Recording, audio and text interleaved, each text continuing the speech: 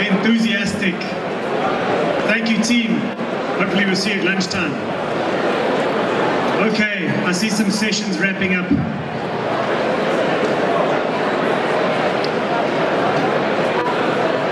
Are you having a good time? Okay. Come a little closer. We've got a great talk for you on the main stage coming up.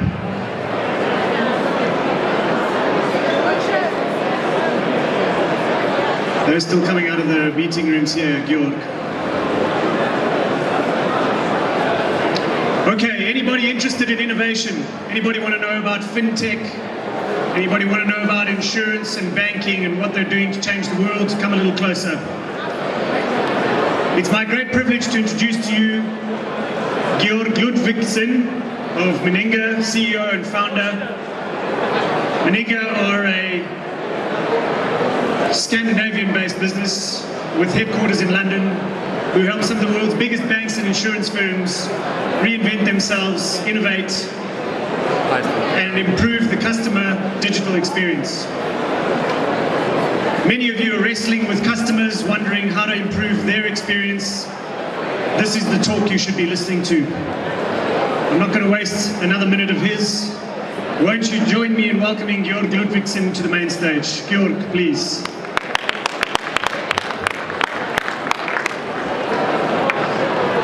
Thank you. It's a pleasure to be here in South Africa.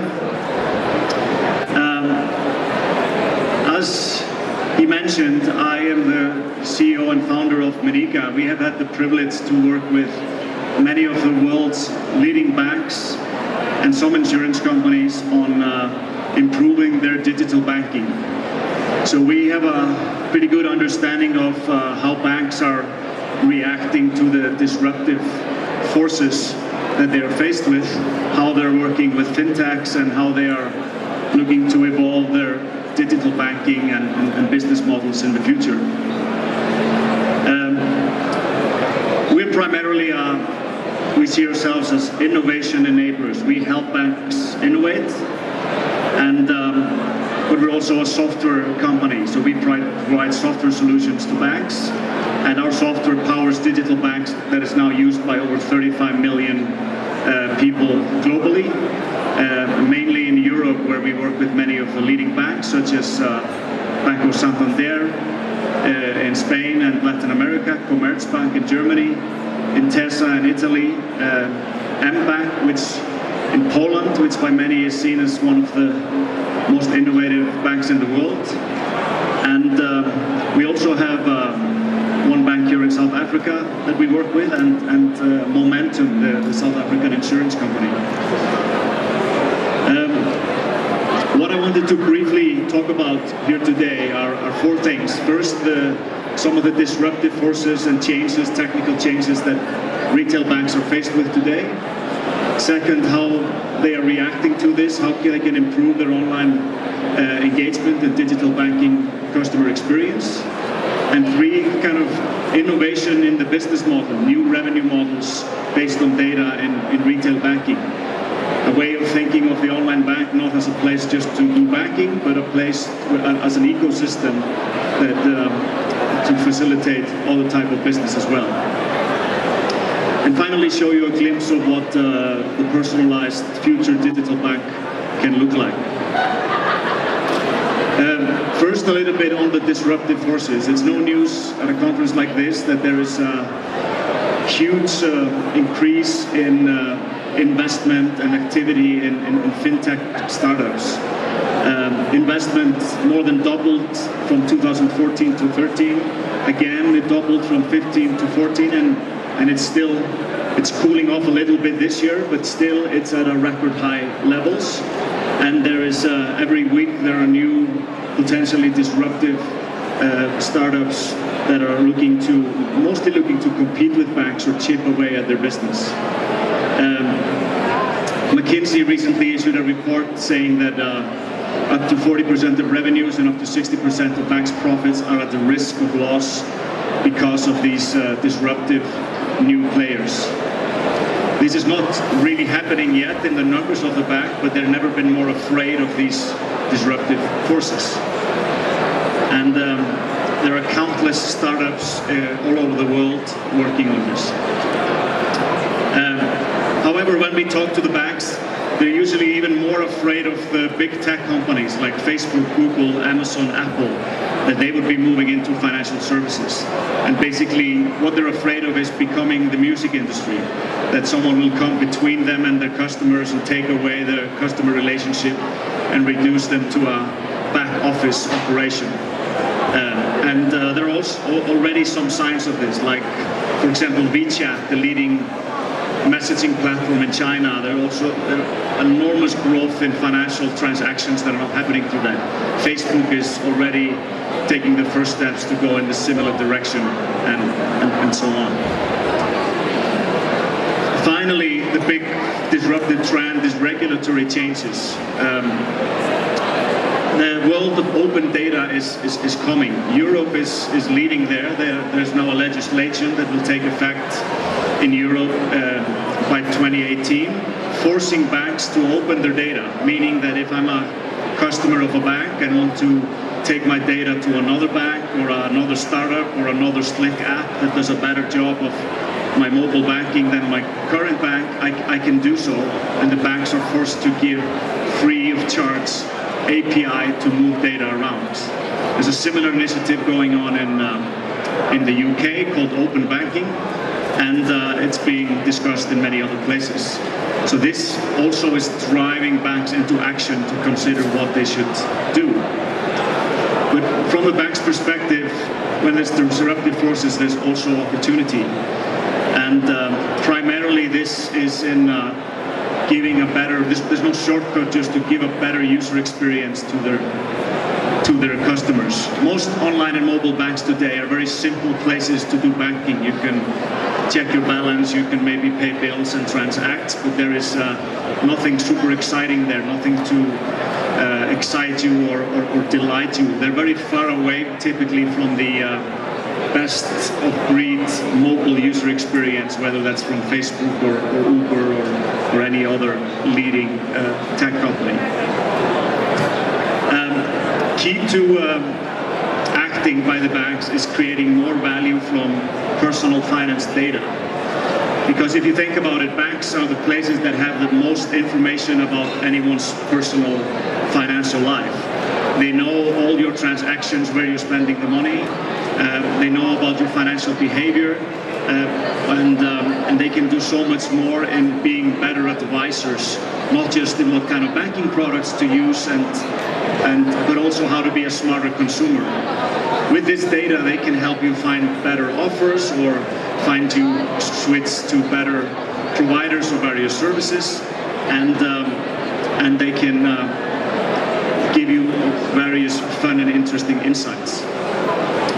So, two things that banks can do with the data. They can develop new revenue sources, create new ecosystems, and also transfer the customer engagement and user experience.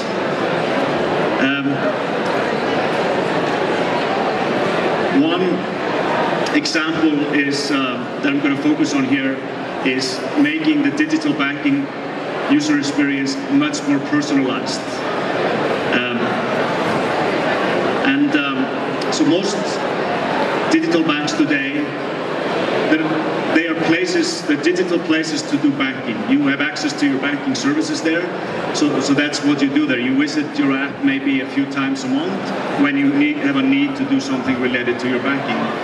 But if you combine this with personal finance insights and think of the bank rather as a virtual financial advisor, and also help banks become smarter consumers by using the information you have about people's spending habits to give them targeted, personalized advice and offers, then you get much higher quality, frequent engagement.